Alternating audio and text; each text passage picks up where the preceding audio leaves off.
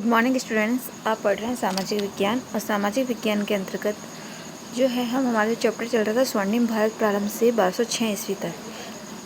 Class 10 जो है class 10th में जो आपका ये चैप्टर है स्वर्णिम भारत प्रारंभ से 1206 ईस्वी तक, इसमें हम भाग 9 जो है अभी चल रहा है हमारा राष्ट्रकूट एवं प्रत्याहार वंश जो है। आज जो है हम ये टॉपिक लेंगे राष्ट्रकूट एवं प्रत्याहार वंश। ठीक है, हम गुप्तकाल पढ़ चुके थे। गुप्तकाल में प्रमुख शासक पढ़े थे जो आपको मैंने लर्न करने के लिए बोला था, इंपॉर्टेंट रहते हैं गुप्त वंश। वर्धन वंश में जो है आपका हर्षवर्धन इंपॉर्टेंट रहता है, जैसे कि मैंने कहा था आपको। ठीक है, इसके बाद आता है पाल वंश। पाल वंश को भी हम पढ़ चुके थे काफ़ी हद तक। आज जो रहता है हमारा टॉपिक वह रहता है राष्ट्रकूट वंश। ठीक है, इसको ध्यान से पढ़ना है और समझना है। राष्ट्रकूट वंश सबसे पहले इसकी स्थापना कहाँ और कब हुई थी, तो दंती दुर्ग ने 736 ईस्वी में की थी। उसने नासिक को अपनी राजधानी बनाया। जैसा कि मैं आपको हर बार बोलती हूँ कि कहाँ कौन स्थापित कर रहा है और कब कर रहा है, तो आप इनको अंडरलाइन क्या करो। तो ये जो है आप लाइन अंडरलाइन कर लेना। राजवंश की स्थापना जो है राष्ट्रकूट वंश की किसने की थी, दंती दुर्ग ने। आपको जो भी हम वंश पढ़ते हैं तो उस वंश का जो है आपको संस्थापक जो है, जो भी उस वंश की स्थापना करता है, वो जो नाम जो है आपका याद रहना चाहिए। कल मैं ठीक है, यहाँ तक आप देखो। उसने नासिक को अपनी राजधानी बनाया। हर एक शासक बन रहा है और वह जो है हर एक शासक जो है एक राजधानी बना रहा है, राजधानी बताता है, अपने क्षेत्र की राजधानी जो है बनाता है। तो उसी प्रकार से जो है राष्ट्रकूट वंश की भी राजधानी थी और वह थी नासिक। ठीक है, इस वंश में 14 शासक हुए। दंतीदुर्ग वातापी के चालुक्यों के अधीन सामंत था। उसने अंतिम चालुक्य शासक कीर्तिवर्मा द्वितीय को पराजित करके दक्षिण में चालुक्यों की सत्ता समाप्त कर दी। कृष्ण प्रथम ने देखो, अभी तक वैसे आपने चालुक्यों के बारे में पढ़ा नहीं है, और जब चालुक्यों के बारे में पढ़ोगे तो तब हम उसके बारे में विस्तार से पढ़ेंगे। लेकिन अभी जो है यहाँ पर राष्ट्रकूट वंश जो है वो स्थापित कैसे हो रहा है, चालुक्य वंश के अंत करके जो है उनकी सत्ता को समाप्त करके, चालुक्य वंश की सत्ता को समाप्त करके जो है राष्ट्रकूट वंश जो है अपनी नींव डाल रहा है। ठीक है, तो पहले जो था दंतीदुर्ग जिसने ना राष्ट्रकूट वंश की स्थापना की थी, तो सबसे पहले क्या था, जो चालुक्य वंश था, चालुक्य जो थे उनके अधीन वो सामंत थे, उनके नीचे काम करता था। लेकिन धीरे धीरे उसने क्या किया, उसने अंतिम चालुक्य शासक जो था कीर्तिवर्मा द्वितीय, चालुक्य शासकों में अंतिम शासक कौन था, कीर्तिवर्मा द्वितीय। तो कीर्तिवर्मा द्वितीय जो था वह अंतिम शासक था, और कीर्तिवर्मा द्वितीय को जो है पराजित किया किसने किया, दंती दुर्ग ने। ठीक है, और ये वो जो चालुक्य जो थे वो वातापी के चालुक्य थे। ठीक है, आगे देखो आप, दक्षिण में उन्होंने जो है चालुक्य की सत्ता, ये दक्षिणी क्षेत्र में ये जो है ये जो वंश है दक्षिणी क्षेत्र में चल रहा है भारत के। ठीक है, कृष्ण प्रथम ने एलोरा के सुप्रसिद्ध कैलाशनाथ मंदिर का निर्माण करवाया। अब इसमें जो है आपके जो दक्षिण में जो है ज़्यादातर जो भी शासक रहे हैं, जिसको जो भी वंश के शासक पढ़ेंगे हम दक्षिण में, तो यहाँ की जो है हमें एक विशेष चीज़ क्या देखने को मिलेगी, वहाँ की स्थापत्य कला। ठीक है, तो जो भी ज़्यादातर जो भी शासक रहे हैं या जो भी वंश चल रहे हैं या हम जो भी पढ़ने वाले हैं और जो भी पढ़ेंगे, तो जो दक्षिणी क्षेत्र के जो वंश थे तो उन्होंने जो है अधिकांश जो है स्थापत्य कला पर जो है ज़्यादा अपना जो है कार्य किया है। तो उसी प्रकार से जो कृष्ण प्रथम था, कृष्ण प्रथम ने, इसमें आपको जो है इन दक्षिणी क्षेत्र के जो वंशज में आपको ना स्थापत्य कला जो है वो याद रखनी पड़ेगी, जो भी इसमें आएगा। जैसे कि अभी कृष्ण प्रथम किसका निर्माण करवा रहा है, जो अजंता एलोरा की जो एक आपके इम्पोर्टेंट रहता है या महत्वपूर्ण नाम रहता है, उसमें जो एलोरा है वहाँ का सुप्रसिद्ध एक कैलाश मंदिर है, उसका निर्माण कौन करवा रहा है, कृष्ण प्रथम। आगे देखो, वंश के चौथे शासक ध्रुव ने गुर्जर प्रत्याहार शासक वंशराज को पराजित किया। जैसा कि मैंने कल आपको बताया था कि जो ये 3 वंश हैं, राष्ट्रकूट है, प्रतिहार है और जो ये पाल वंश है, इन तीनों वंशजों में उस समय क्या हो रहा था, युद्ध हो रहा था, उनके संघर्ष चल रहा था उन तीनों वंशों के बीच में। जब तीनों वंश के बीच में जो है क्या वो संघर्ष चल रहा था, जो था उनका युद्ध चल रहा था, तो उस समय जो युद्ध चल रहा था, तो जो इस वंश के जो चौथे शासक थे राष्ट्रकूट के ध्रुव, तो उसने जो है गुर्जर प्रतिहार, जो हम आगे पढ़ने वाले हैं प्रतिहार वंश का, तो गुर्जर प्रतिहार शासक जो था वंशराज, उसको पराजित किया था ध्रुव ने। फिर 5वें शासक गोविंद तृतीय ने गुर्जर प्रतिहार के ही शासक नागभट्ट द्वितीय और पाल शासक धर्मपाल को पराजित किया।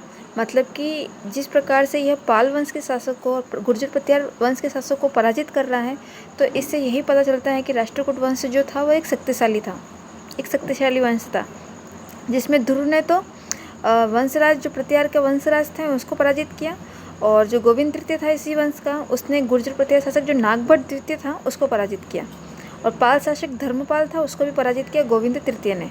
ठीक है, उसने राष्ट्रकूटों के साम्राज्य के मालव प्रदेश से कांची तक विस्तृत कर दिया। छठा शासक अमोघवर्ष शांतिप्रिय था, जिसने लगभग 64 वर्षों तक जो है राज्य किया। उसी ने मान्यखेत मालखंड को राष्ट्रकूटों की राजधानी बनाया। अरब यात्री सुलेमान ने अमोघवर्ष की गणना विश्व के तत्कालीन 4 महान शासकों में की है। ठीक है, कृष्ण तृतीय तथा इंद्र, इस समय जो है एक अरब यात्री का हमें जो है उल्लेख मिलता है, वह है सुलेमान। ठीक है, राष्ट्रकूट वंश में कृष्ण तृतीय इंद्र तृतीय ने कन्नौज के तत्कालीन शासक महिपाल को पराजित करके भागने की विवश कर दिया। 12वें शासक जो थे कृष्ण तृतीय, उसके शासनकाल में राष्ट्रकूटों का दक्षिण के चोल शासकों से दीर्घकालीन संघर्ष आरंभ हुआ। राष्ट्रकूटों का पराभव कल्याणी के चालुक्य द्वारा हुआ। चालुक्य शासक तेलप ने 973 ईस्वी में इस वंश के कर्क द्वितीय को पराजित करके मान्यखेत पर अधिकार कर लिया। राष्ट्रकूट शासक वैदिक धर्म के प्रबल समर्थक थे। उन्होंने कई भव्य मंदिरों का निर्माण कराया। वे संस्कृत तथा कन्नड़ साहित्य के पोषक थे। अरबों ने इस वंश के शासकों को बलराज संबोधित किया। वैसे इसमें ज़्यादा सब कुछ इम्पोर्टेंट नहीं रहता है, आपको ये एक जो चीज़ है, जो ये युद्ध वाली किसने किसको हराया था, ये थोड़ा आप ध्यान में रखना। ये वाली जो लाइनें दे रखी हैं, इस यहाँ पे जो ये लाइनें दे रखी हैं, यहाँ से लेके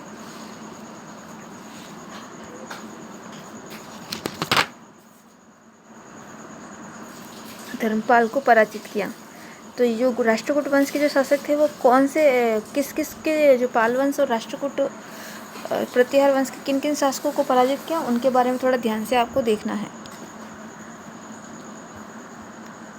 आगे देखो, अगला जो है हमारा गुर्जर प्रतिहार वंश। गुर्जर प्रतिहार वंश, इस राज्य की स्थापना कौन कर रहा है? नागभट्ट नामक एक सामंत द्वारा 725 ईस्वी में गुजरात में हुई। तो गुर्जर प्रतिहार वंश का जैसे ही नाम आता है तो आपके दिमाग में गुजरात आना चाहिए, क्योंकि इस वंश का जो है जो स्थापना जो हो रही है वह कहाँ हो रही है? गुजरात में हो रही है। कब हो रही है? 725 ईस्वी में। ठीक है, कर कौन रहा है? नागभट्ट कर रहा है, जो कि एक सामंत था।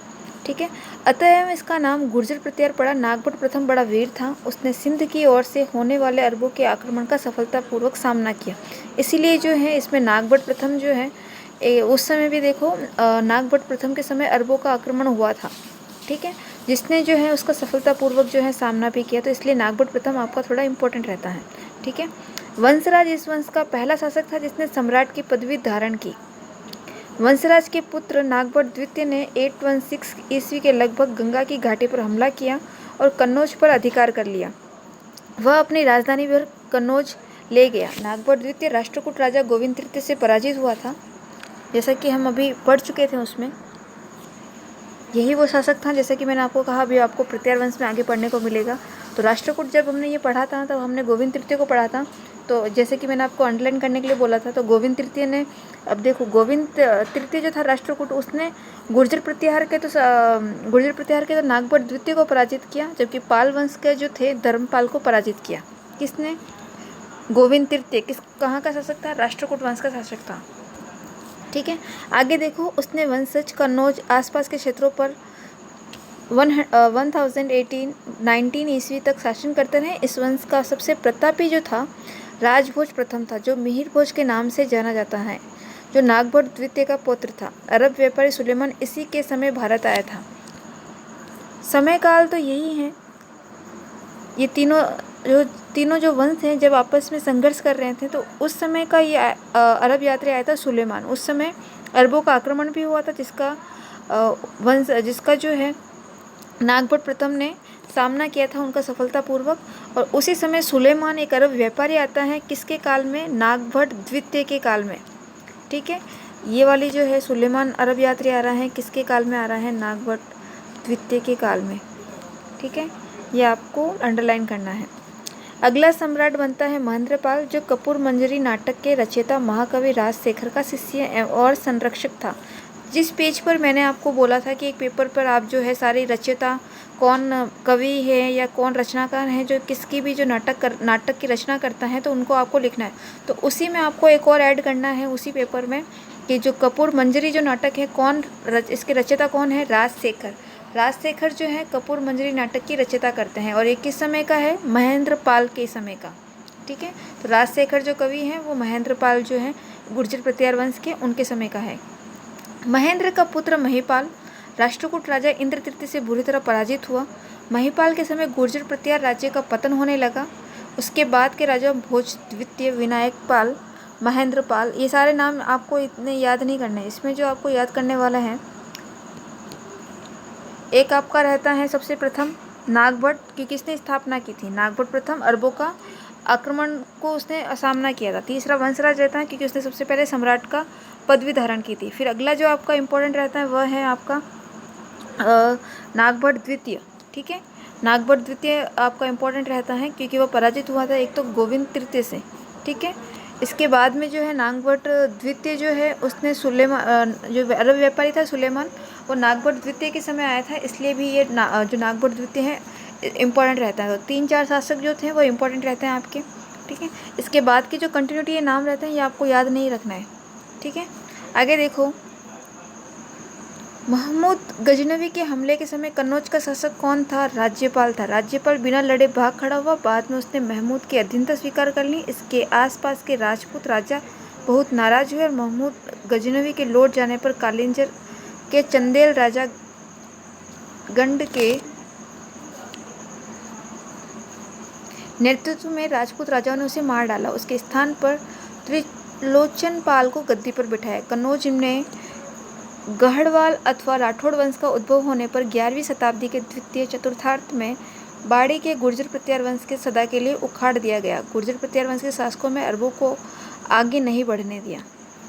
अब देख रहे हैं कि हम गुर्जर प्रतिहार वंश में हमने अरबों के बारे में ज़्यादा देखा है कि उस समय अरबों का आक्रमण भी हो रहा है, अरब यात्री भी आ रहा है, तो अरब लोगों का जो आक्रमण और आवागमन जो है उस समय जो है हमें गुर्जर प्रतिहार वंश के समय देखने को मिल रहा है। ठीक है, तो मैंने आपको इसमें बता दिया है इन तीनों के बीच में संघर्ष हुआ था, कौन कौन सा जो शासक है वो आपको याद करना है, कौन शासक किस शासक से हारा था। इसमें यही ज़्यादा कुछ याद करने वाला नहीं है, बाकी का जो मैंने अंडरलाइन की है उसको थोड़ा ध्यान में रखना। ठीक है, चोल वंश को हम स्टार्ट करते हैं और थोड़ा चोल वंश के बारे में पढ़ लेते हैं। चोल वंश जो है उत्तरवर्ती चोल राज्य है। यह प्राचीन दक्षिणापथ के 3 प्रमुख राज्यों में से एक था। आपका एक मैप दे रखा है, इस मैप को देखना, गुर्जर प्रतिहार चोल साम्राज्य।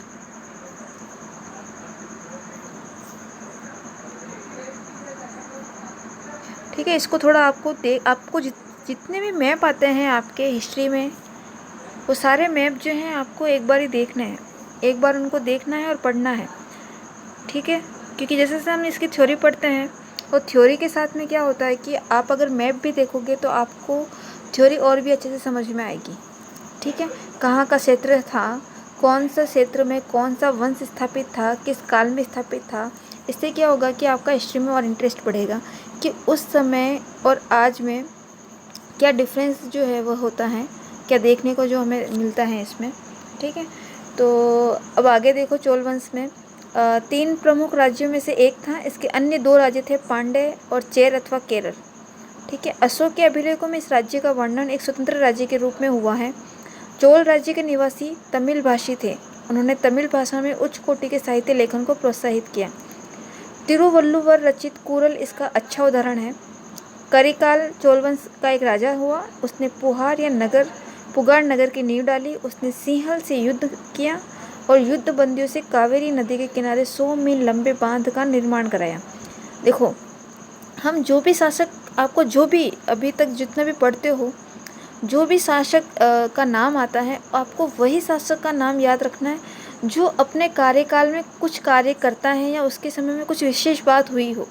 उसके समय में अगर कुछ कवि आ रहा है इम्पोर्टेंट, या वो कोई एक युद्ध कर रहा है, या उसने कोई उपाधि धारण की है, या वह किसी का निर्माण, उसके द्वारा किसी का निर्माण किया जा रहा है, तो अगर उस शासक के बारे में अगर ये सब चीज़ें आपको मिलती हैं तो आपको वो अंडरलाइन करके वो याद रखनी है उसके बारे में, वो आपका इम्पोर्टेंट रहता है। जैसे कि अभी क्योंकि आपके शासक जो है एक ही वंश में बहुत सारे आएंगे, एक दो तो आएंगे नहीं, बहुत सारे आपको पढ़ने को मिलेंगे शासक, तो उसी में आपको वही शासक का नाम याद। अब जैसे कि यहाँ पे आ रहा है आपका करिकाल, अब करिकाल आपको याद रखना है क्योंकि करिकाल के समय क्या हुआ, उसने सिंहल से युद्ध किया है और युद्ध बंदी से कावेरी नदी के किनारे 100 मील लंबे बांध का भी निर्माण करवा रहा है। ये कावेरी नदी आपको पता है दक्षिण में है, मैंने आपको इसकी स्थिति बताई थी, फिर भी एक बार ही बता देती हूँ। ये यहाँ पर है कावेरी नदी जो है दक्षिणी क्षेत्र में बहने वाली नदी है, ठीक है। ये चोल साम्राज्य है, ये नीचे दक्षिण का क्षेत्र में इनका जो है इनका राज्य जो था विस्तृत था, ठीक है। तो कावेरी नदी के किनारे जो है एक 100 मील लंबे बांध का निर्माण करवाए जा रहे हैं, किसके द्वारा, करिकाल के द्वारा।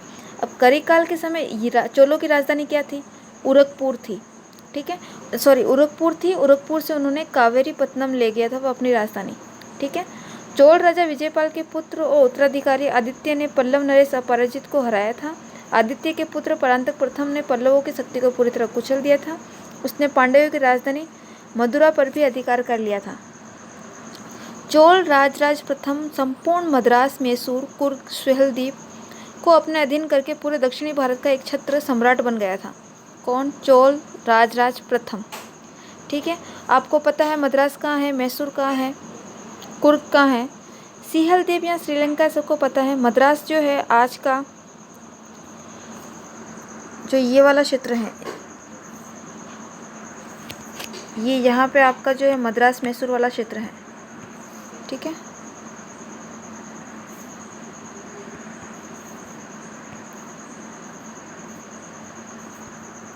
दक्षिण के जो इस साइड वाला क्षेत्र है मद्रास मैसूर का है। कुर्ग और सिहलदीप श्रीलंका का है और अपने अधीन करके पूरे दक्षिणी भारत का एक छत्र सम्राट बन गया था। उसने अपनी राजधानी तंजौर में भगवान शिव का राजेश्वर मंदिर बनवाया। मैंने जैसा कि कहा था कि जो दक्षिण के जितने भी शासक हुए हैं उन्होंने जो है स्थापत्य कला की ओर सबसे अधिक जो है अपना ध्यान दिया है या कार्य उसमें जो है उस क्षेत्र में अधिकांश किया है, ठीक है। ये यहाँ पे मंदिरों का निर्माण करवाया जा रहा है राजेश्वर के द्वारा। और कहाँ पर, तंजौर में, उनकी राजधानी तो तंजौर में भगवान शिव का राजेश्वर मंदिर बनवाया गया था। किसने बनवाया था, ये राजराज प्रथम ने। उसके पुत्र और उत्तराधिकारी राजेंद्र प्रथम के पास शक्तिशाली नौसेना थी। एक हमने नौसेना पढ़ी थी समुद्रगुप्त के समय, सबसे बड़ी नौसेना थी। एक हम फिर से नौसेना पढ़ रहे हैं किसके काल में, राजेंद्र प्रथम के काल में, ठीक है। पीछे का भूलना नहीं है, पीछे को साथ लेकर आगे बढ़ना है, पीछे वाला का लर्न करते हुए आगे वाले को कंटिन्यू करना है। पीछे वाली जो आप आगे पढ़ रहे हो तो पीछे वाली जो चीज़ें हैं वो भूलनी नहीं है, उनको भी साथ साथ में रिवाइज करते जाना है। जिसने पेंगू, मर्तमान तथा अंडमान निकोबार द्वीपों को जीता। उसने बंगाल और बिहार के शासक महिपाल से युद्ध किया। उसकी सेनाएं कलिंग पार करके, कलिंग जो है आपका उड़ीसा में है, हम मौर्य काल में पढ़ चुके हैं। मौर्य काल में अशोक का अंतिम जो था युद्ध वो कलिंग था, जो हम पढ़ चुके हैं, आपको याद रखना है। दक्षिणी कौशल, बंगाल और मगध होती हुई गंगा तक भी पहुंची। इस विजय के उपलक्ष्य में उसने गंगकोट की उपाधि धारण की। गंगकोट की उपाधि धारण की जा रही है, ठीक है। ये सारा जो है हम किसके बारे में पढ़ रहे हैं अभी तक, राजेंद्र प्रथम के बारे में। राजेंद्र प्रथम जो है ये सारे कार्य कर रहा है, ठीक है। उसका पुत्र फिर उत्तराधिकारी बनता है राजाधिराज। चालुक्य राजा सोमेश्वर के साथ हुए कोप्पम के युद्ध में मारा गया, परंतु वीर राजेंद्र ने चालुक्यों को कुंडल संगमम के युद्ध में परास्त कर पिछली हार का बदला ले लिया। चोलों में शीघ्र ही उत्तराधिकारी के लिए युद्ध छिड़ गया। उसके फलस्वरूप सिंहासन राजेंद्र कुलोत्तुंग प्रथम को प्राप्त हुआ। राजेंद्र कुलोत्तुंग की मां चोल राजकुमारी और पिता चालुक्य राजा का स्वामी था। इस प्रकार कुलोत्तुंग ने चालुक्य के एक नए वंश की स्थापना की। उसने 40 वर्षों तक शासन किया। कल जो है हम चोल प्रशासन के बारे में पढ़ेंगे। आपको आज जो पढ़ाया गया है उसको रिवाइज करना है, लर्न करना है, समझना है। समझ में नहीं आता है तो मुझे फिर से पूछना है आपको, ठीक है। आज के लिए इतना ही, कल हम चोल वंश को कंटिन्यू करेंगे। Thank you.